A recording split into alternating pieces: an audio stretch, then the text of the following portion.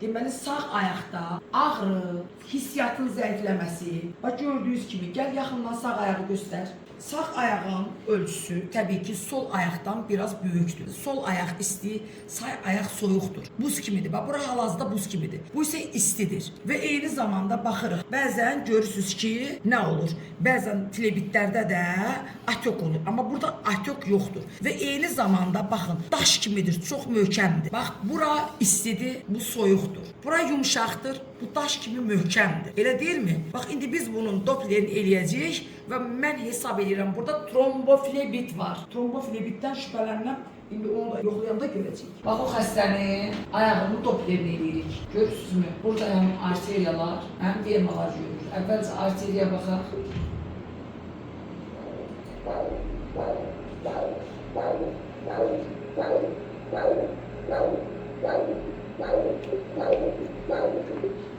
İndi biz gəldik venaya.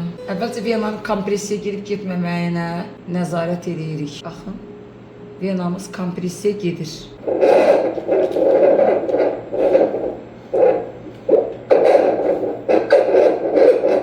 Və aşağıya endikcə axının zəifləməsini görürük.